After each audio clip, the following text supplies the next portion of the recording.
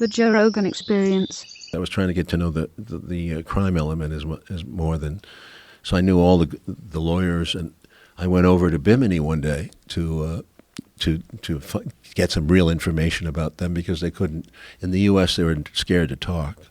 So I located through a defense lawyer some guys in Bimini. I went down there and I met with them, and they were talking because Bimini was another kind of world. The government was on the take there, I think, and they had a lot of speedboats going out of there every night at the hotel towards Bimini's very close to Miami, and I was doing coke at that time, and I got with my wife. She was my cover, and I Hollywood screenwriter, he wants to talk to you. He did Midnight Express. They like that, They want to know about the business. But then in the middle of this, we were all coked up in the hotel, and the way conversation goes, and I drop a name just like that, a guy I talked to.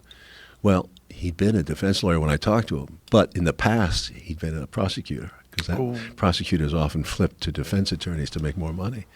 So when I mentioned that name, two of these three guys got really uptight, and they excused themselves, went in the bathroom, and I said I fucked up. I knew I'd fucked up, and I didn't know what was going to come out of that bathroom.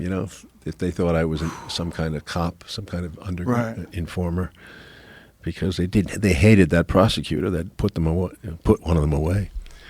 So a few minutes went by there, and it was pretty hairy, but. I think I was paranoid a bit because they came out and they didn't have guns in their hands, but they cut the meeting off, and I went back to my room. They were staying in the same hotel.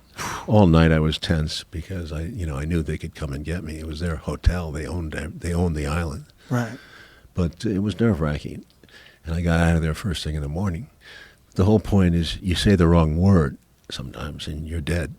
That's the kind of tension I wanted for this movie. I put it into the scene early in the picture where Mr. Pacino, Al goes in to make a pickup, make a trade, and he says, he senses something's off in this meeting, and it becomes that bloodbath with the dismemberment. You remember? Yes. And yes. The chainsaw. The chainsaw. Yeah, I was going to bring that scene up. Yeah, there was a chainsaw murder at one point there. There was two moments where I was like, this is a real opportunity for us to come together. And one of them was the moment the lockdown happened. It felt to me very similar to right after 9/11, where everybody was confronted with their own mortality. Like, holy shit, like we might be on the verge of a pandemic, like in a movie, where a lot of the people we know die. And here we have to be kind to each other. We have to be. This is what's important. Family's important. And I remember thinking, I've never been closer to my family, never been closer to my friends. We were calling each other all the time. It was like there was real hope in that. I was like, if we get through this, we're going to be tighter. We're going to know what means something, what counts. Fuck stand-up comedy. Fuck everything else, man. What's important is love and friendship. Then it started to get angry. And it only took like 3 or 4 weeks where people started getting, like, they were scared. So people started getting shittier with each other online. And then I basically swore off Twitter. Yep. I was like, this is just too toxic and too hostile. The second moment where I thought we had the opportunity to come together was George Floyd. So George Floyd died. And all of a sudden, you have these Black Lives Matter protests, and I'm like, maybe we can finally make a dent on racism. Maybe we can finally make a dent in police brutality. Maybe this is a moment where we can come together and realize what's important. It's community, solidarity, that we're all in this together. Like, this is crazy. And then the cops need to be reformed. Like, they can't live like, and maybe we should take into account PTSD. Maybe we should take into account the fact that these fucking guys are pulling up on people every day that might shoot them in the face. They might never be able to see their family and their kids. Let's rework this. Let's think this shit through. Yeah. Nope. And then chaos. And then all of a sudden it became like what we saw yesterday, where they're breaking into Amazon Go in Seattle. Like, that fucking guy owns the Washington Post. He owns the most left-wing newspaper in America. And you're like, not good enough. Well, you saw they set up a fake guillotine outside of Bezos' house in Washington, D.C. It's insane. And it's madness. He's too rich. I totally agree with you, by the way. Like, when COVID happened, I thought, I can't really see how we're going to split in partisan fashion over this thing. Right. Like, everybody wants to live, and everybody would also like to eventually get back to regular life. And the better we can live, the better we can get back to regular life. So it seems like okay, we're on board. When it came to the lockdowns, the original lockdowns, I was like, okay, I'm on board. I'm taking this thing really seriously. I've got parents in their 60s. I feel like, I'm in good health. I'm fairly young. I'm 36. But for my parents, I don't want my parents getting this thing. And so we're still taking this thing real seriously. I mean, I'm still wearing a mask around to public places, and I think people should. I think that's a responsible thing to do. But it immediately turned into, who can we blame for this? Who can we blame? Who's doing it wrong? And it seems like there were only like a couple of things that you really can do that are obviously wrong. Like, nobody has a good solution on this thing. Okay, it ravaged Italy. It ravaged Spain. It ravaged New York. Like, there are a couple things you shouldn't do. Don't take the olds and send them back into the nursing homes with COVID, right? I mean, that's like an obvious one. But beyond that, like, just staying away from each other and socially distancing and wearing, like, this is all kind of commonsensical stuff that people have known since the flu pandemic of 1918. Like, nothing has really changed. And yet it immediately turned into, who can we blame? Who's to blame for all these dead people? Maybe it's Ron DeSantis, or maybe it's Cuomo. Like, who can we blame? So that was terrible. And then on the Floyd stuff, I had the same feelings. Like, I don't know a single human being who watched that tape and didn't think, okay, that guy deserves to go to jail. Chauvin, right? The officer in that case, in the George Floyd case. Who didn't think that? Yeah. Everyone I know. Everybody thought every that. single person was like, yeah, that's real bad. Like, cops. Like, I know tons of cops. I'm friendly with tons of cops. And not one of them was like, yeah, that's good police procedure. I'm glad he did that. Like, no one thought that. And so when people are like, okay, well, we're going to look at police brutality. Maybe we'll take a look at qualified immunity. Maybe we'll take a look at police unions and the kind of restrictive covenants that they have with the cities, and how we make sure that everybody knows who the bad cops are so they can't get hired at different places. Like, all those are solutions. But it quickly turned from, well, we don't want to talk about solutions. Solutions are a bad idea. What we need to do is we need to shout about everything we can possibly imagine all at once. And you know what? Instead, let's have a conversation about, like, was George Washington a bad guy? Let's have a conversation instead about, like, just completely defunding the police. We want to have, like, a responsible conversation about things that make sense. We'll talk about, like, what if we just got rid of the police? So the map is what we call semi-malleable.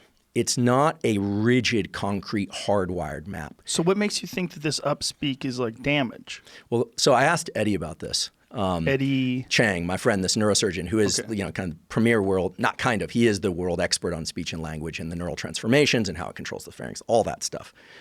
And I said, what's with the upspeak thing? Mm-hmm. He said, yeah, we see that sometimes, and I'm concerned about that.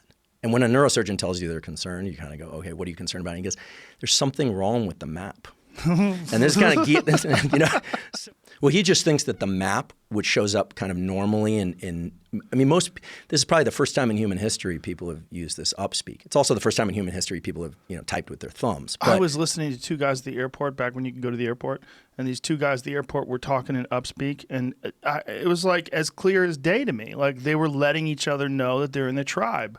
And, I remember Jamie had a tech problem once, and he was on the phone with this lady who was doing upspeak when she was talking to him, and we both looked at each other like, ew, yuck. It does kind of create a kind of visceral, like nauseous I can't reflex. trust those people. I can't trust someone who talks like that because I know you're unoriginal. Like, look, most of us are clearly, at least mostly, influenced by the people around us. But it's not just that. It's like you've changed how you talk to fit in with this. There's a tech world. There's tech language. That's tech speak. It's English, but it's tech speak English. It's letting you know. And there does seem to be a body response too. There's sort of a spinal extensor. I don't trust them. I think they're sneaky. Well, I'll try and get the data from Eddie. I'm being halfway joking here. If you're like an upspeak person, like, hey man, I've always loved your show, but then you said you don't trust people who talk like me. Joking, but also stop doing that. Stop fucking doing that. I know what you're doing. I think Eddie would say that there's some distortion in the way they're using this map. But how did it start? I think it started with one really smart person who's probably a little autistic who talked like that because they were trying to keep it together. And then everyone else was like, I want to be as smart as John. And then they started talking like that, and then it became a thing. Yeah, I tend to, I like broken wingers. I like helping folks that, I grew up in Queens in Howard Beach, and it was, for whatever reason, organized crime capital of the world. And this is going to sound crazy, but my neighbor was one of the big bosses. And one day when I was preteens, he said to me, the best thing we could do on this earth? I said, what? He said, help people. This is a guy that killed people for a living. And because that was his perspective was he was a protector, right? He would help people even though from the outside we know what they really do. But but it stuck with me. You got to help people. So this was one of those people I helped. Isn't it crazy that sometimes even people that are just, you would look at them, they're bad people. They have some good advice. Like even morons can occasionally say something like, huh, all right.